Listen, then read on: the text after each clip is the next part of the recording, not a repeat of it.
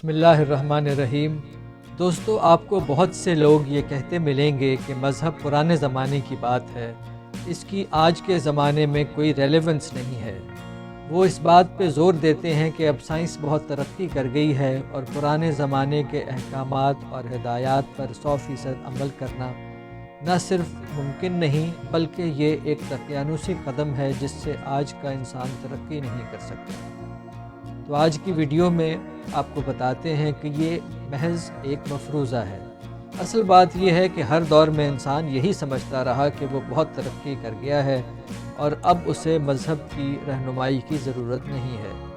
اس کا سب سے بڑا ثبوت یہ ہے کہ قرآن کریم میں کئی مقامات پر اساطیر الاولین کا ذکر آیا ہے کہ لوگ سمجھتے ہیں کہ یہ پرانے زمانے کی باتیں ہیں۔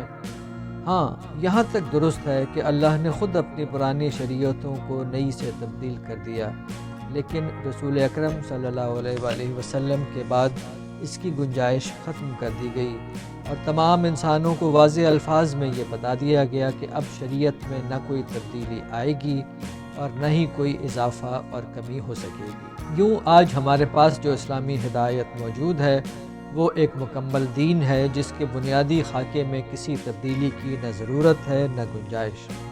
البتہ ہر دور کی ضروریات، مسائل اور ایجادات کے تناظر میں اسلام کی تعلیمات کا بغور جائزہ لے کر ان سے اس دور کے تقاضوں کے مطابق نئی ہدایات اخذ کی جا سکتی ہیں۔ جیسے قرآن نے ماں کے رحم میں بچے کے پیدائش کے بارے میں جو بتایا، اسے اس زمانے کے انسان یقیناً پوری طرح سمجھ نہیں سکے ہوں گے، لیکن 20ویں صدی میں جب سائنس نے بہت ترقی کر لی تو تب سمجھ میں آیا کہ قرآن نے جو باتیں 1400 سال پہلے بتا دی تھیں سب کی سب درست تھیں۔ یہی چیز اسلام کو ایک عالمگیر مذہب بناتی ہے کہ اس میں ہر زمانے کے لوگوں کے لیے ہدایات موجود ہیں اور سائنس کتنی بھی ترقی کر لے اسلام کی نفی نہیں کرتی۔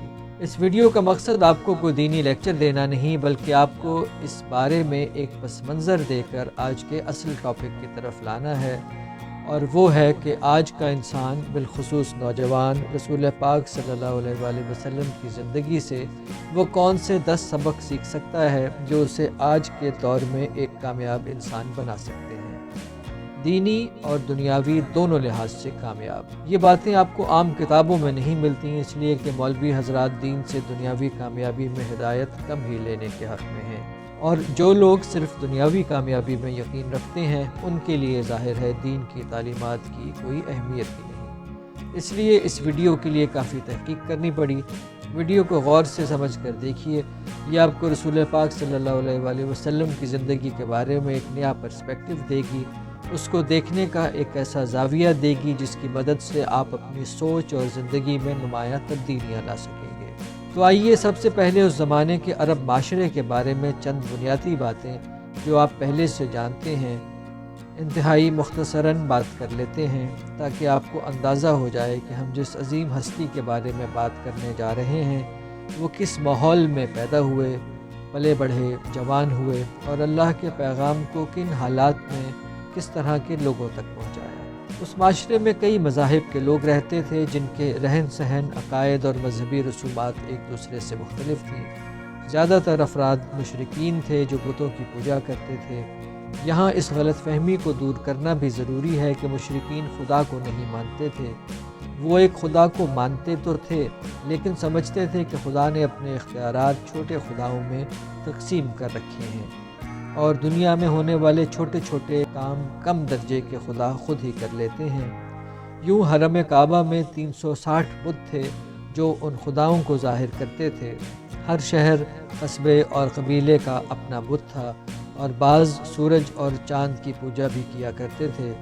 معاشرہ طبقات میں بٹا ہوا تھا، آمدن کے ذرائع بہت محدود تھے، زراعت پانی کی کمی کا شکار تھی، کھجوروں کے باغات سے بعض کو اچھے پیسے مل جاتے تھے، سود خوری، شراب اور جوا عام تھا، عورتوں کو کمتر سمجھا جاتا تھا اور بیٹیوں کو زندہ زمین میں گاڑ دیا جاتا تھا۔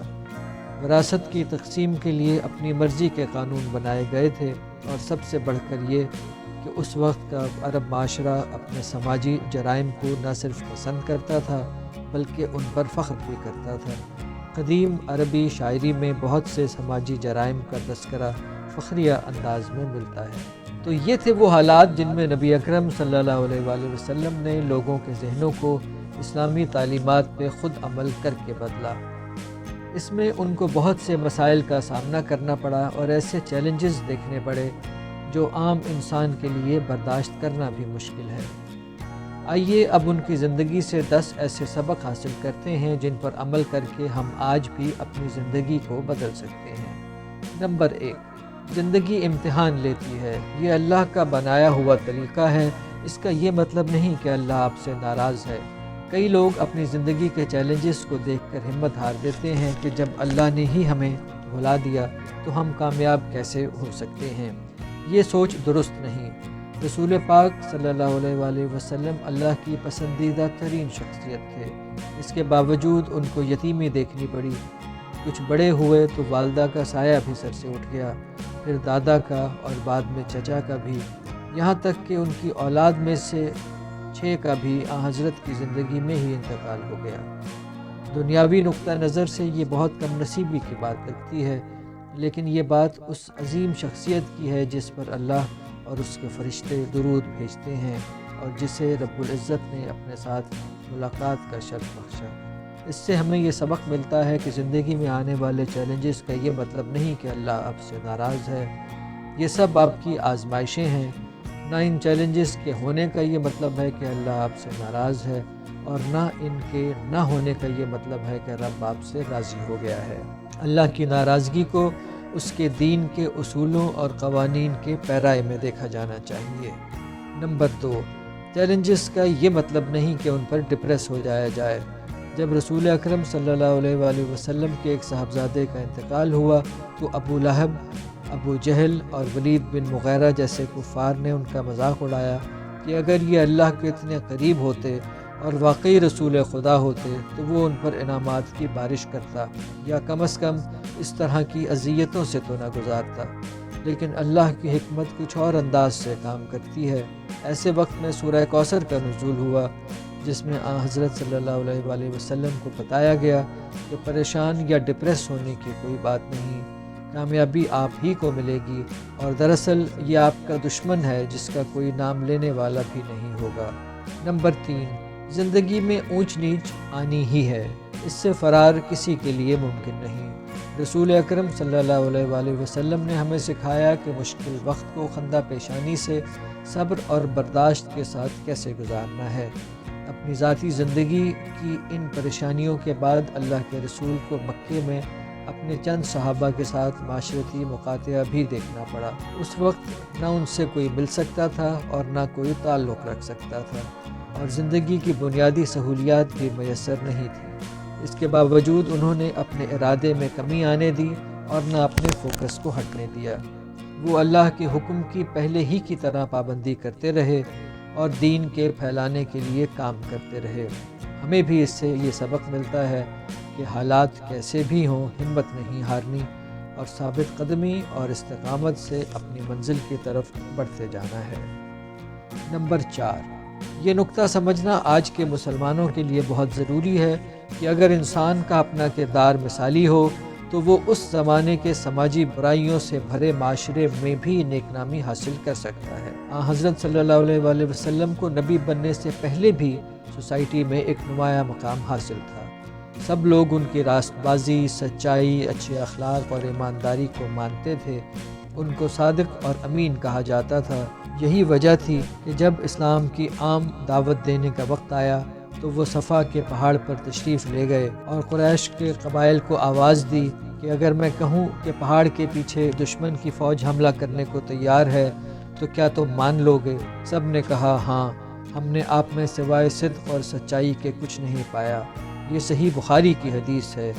اسی طرح آپ کی امانت و دیانت کا عالم یہ تھا کہ مکے کے بڑے بڑے تاجر خواہش مند ہوتے تھے کہ آپ ان کے تجارتی سامان لے کر شام اور یمن وغیرہ کی منڈیوں میں جائیں تاکہ آپ کے ذریعے ان کی تجارت کو فروغ حاصل ہو۔ وہ لوگ جنہوں نے اسلام کی دعوت کو قبول نہیں کیا وہ بھی نبوت سے پہلے آپ کے پاس اپنی امانتیں حفاظت کے لیے رکھ جاتے تھے۔ انہیں اس بات کا اطمینان تھا کہ ان کی امانت ایک امین کے ہاتھوں میں محفوظ ہے۔ تو ثابت ہوا کہ نیک نامی صرف مسلمانوں کے نصیب میں نہیں لکھ دی گئی بلکہ یہ ان کو ملتی ہے جو مسلمانوں والے کام کرتے ہیں۔ تو اپنے کردار کو اچھا بنائیے، دنیا کے ہر معاشرے میں آپ کو عزت اور مقام ملے گا۔ نمبر 5، دوسروں پر رحم کرنا۔ حضرت محمد صلی اللہ علیہ وآلہ وسلم کی زندگی سے ہمیں یہ سبق بھی ملتا ہے کہ اپنی زندگی کے پریشانیوں اور مسائل کو بھول کر دوسروں کے ساتھ رحم کا معاملہ کرنا ہے۔ اللہ نے آپ کو دونوں جہانوں کے لیے رحمت قرار دیا، اور آپ کی سیرت سے ہمیں اس بات کا عملی ثبوت بھی ملتا ہے۔ ہمیں کہیں ایسی صورتحال نہیں ملتی جب انہوں نے کسی سے بدلہ لیا ہو، کسی پر غصہ کیا ہو یا کسی کو بد دعا دی ہو کہ اللہ اسے سبق سکھا دے۔ اس کے بالکل الٹ انہوں نے لوگوں کی ہدایت کے لیے دعا کی، اور جب اختیار اپنے پاس آیا تو بدلے لینے کی بجائے انہوں نے لوگوں کو معاف کر دیا۔ ہم نے دیکھا کہ جب وہ طائف گئے تو لوگوں نے پتھر مار مار کر لہو لہان کر دیا، آپ نے ان کو بھی معاف کیا۔ اسی طرح جب فتح مکہ ہوئی تو کافروں میں خوف تھا کہ ان کے ساتھ نہ جانے کیا سلوک کیا جائے، لیکن سبھی کو معاف کر دیا گیا۔ آپ صلی اللہ علیہ وآلہ وسلم نے ہمسایوں سے اور عورتوں سے بھی اچھا سلوک کرنے کی تاکید کی۔ نمبر 6، مشاورت کے ساتھ چلنا۔ حضرت اللہ کے رسول تھے، ان کو ڈائریکٹ اللہ کی طرف سے رہنمائی ملتی تھی، لیکن اس کے باوجود انہوں نے بہت سے اہم موقعوں پر اپنے ساتھیوں کے ساتھ مشورہ کیا اور ان کی مرضی کے مطابق فیصلہ کیا۔ یہ اس لیے تاکہ سب کو یہ پیغام مل جائے کہ فیصلے آپس میں مشورے سے کرنے چاہیے۔ مثال کے طور پر غزوہ خندق کے وقت حضرت سلمان فارسی کے مشورے پر خندق کھودی گئی۔ جنگ بدر میں ایک بڑی تعداد قیدیوں کی صورت میں مسلمانوں کے قبضے میں آ گئی، تو سوال پیدا ہوا کہ اب ان قیدیوں کے ساتھ کیا سلوک کیا جائے۔ اس معاملے میں حضور نے صحابہ سے مشورہ فرمایا۔ آپ کے سامنے مختلف تجاویز پیش کی گئیں، جس میں سے انہوں نے ایک کا مشورہ مان لیا۔ جنگ احد کے وقت بھی حضرت صلی اللہ علیہ وآلہ وسلم نے صحابہ سے مشورہ مانگا کہ کیا مدینے سے باہر نکل کر دشمن کا سامنا کیا جائے یا پھر مدینے میں ہی رہا جائے، اور اگر دشمن مدینہ میں داخل ہونے کی کوشش کرے تب اس کا مقابلہ کیا جائے۔ اکثر بزرگ صحابہ نے مشورہ دیا کہ مدینے سے باہر نہ نکلا جائے، جبکہ ان صحابہ کی ایک بڑی تعداد جو کہ جنگ بدر میں شمولیت سے محروم رہ گئے تھے، مدینہ چھوڑنے اور باہر نکل کر دشمن سے لڑنے کا مشورہ دیا۔ حضرت صلی اللہ علیہ وآلہ وسلم خود مدینہ میں رہ کر دفاع کرنے والی رائے کے حق میں تھے، لیکن مدینہ سے باہر نکلنے والی رائے کے حامی صحابہ کے مسلسل اصرار پر آپ نے اسے قبول فرما لیا۔ نمبر 7، میرٹ کا اہتمام کرنا۔ آپ نے ہمیں سکھایا کہ میرٹ پر عمل ضروری ہے۔ ہر صحابی کی خواہش ہوگی کہ وہ مسجد نبوی میں اذان دے، لیکن یہ سعادت بہترین مؤذن کے حصے میں ہی آئی، حالانکہ وہ ایک حبشی بھی تھے اور سابقہ غلام بھی۔ فتح مکہ کے موقع پر خانہ کعبہ کی چھت پر چڑھ کر اذان بھی حضرت بلال ہی نے دی تھی۔ اس طبقاتی معاشرے میں ایک سیاہ فام سابقہ غلام کو اتنی عزت ملنا ایک انہونی بات تھی۔ اسی طرح آپ نے حضرت خالد بن ولید کو سپہ سالار بنایا، باوجود اس کے کہ بعض مسلمانوں کو ان کے غزوہ احد میں مسلمانوں کے خلاف لڑنے اور اسلام کو نقصان پہنچانے پر اعتراض تھا۔ حضرت صلی اللہ علیہ وآلہ وسلم نے ان کی جنگی مہارت کی وجہ سے انہیں اللہ کی تلواروں میں سے ایک تلوار کہا، سیف اللہ کا نام دیا، اور انہیں یقین دہانی کرائی کہ اسلام کے دائرے میں داخل ہو کر ان کے پچھلے گناہ معاف ہو جائیں گے۔ بعد میں حضرت خالد بن ولید نے 15 سال اسلام کی سربلندی کے لیے جنگوں میں حصہ لیا۔ ہم بھی آج اگر اپنی انفرادی اور اجتماعی زندگی میں میرٹ کو نافذ کر لیں تو بہتر سے بہتر ٹیلنٹ آگے آ سکے گا، اور ہمارے اداروں کے اور ملک کے حالات بہتر ہونے لگیں گے۔ نمبر 8، علم کا حصول۔ قرآن کا پہلا لفظ جو نازل ہوا اقرا تھا، یعنی پڑھو۔ رسول خدا نے علم کے حصول پر بہت زور دیا۔ آپ کی بہت سی احادیث علم کی اہمیت کو ثابت کرتی ہیں۔ آپ نے فرمایا اگر کوئی ایسے راستے پہ چلا جس میں وہ علم حاصل کرتا ہے تو اللہ اس کے لیے جنت کے راستے کو آسان کر دے گا۔ سب سے اچھا تحفہ جو کوئی باپ اپنی اولاد کو دے سکتا ہے وہ اچھی تعلیم اور تربیت ہے۔ اسی طرح حدیث ہے کہ علم حاصل کرو چاہے اس کے لیے چین ہی کیوں نہ جانا پڑے۔ ترمذی کی حدیث ہے کہ ہر مسلمان پر علم کا حصول لازم ہے۔ آج کے دور کو نالج اکانومی کا دور کہا جاتا ہے۔ اور اس میں علم کی اہمیت پہلے سے کہیں زیادہ بڑھ گئی ہے، اور یہی سبق ہمیں رسول پاک صلی اللہ علیہ وسلم کی زندگی سے بھی ملتا ہے۔ نمبر 9، سادہ زندگی۔ حضرت کی زندگی ہمیں یہ بتاتی ہے کہ چاہے آپ بادشاہ ہی کیوں نہ ہوں، اپنی زندگی کو سادہ رکھیں۔ انہوں نے عیش و عشرت، فضول خرچی اور وسائل کو ضائع کرنے سے منع فرمایا۔ آپ نے مدینہ کی ریاست کے والی ہوتے ہوئے بھی اپنی زندگی کو سادگی کا عملی نمونہ بنا کر لوگوں کے سامنے پیش کیا۔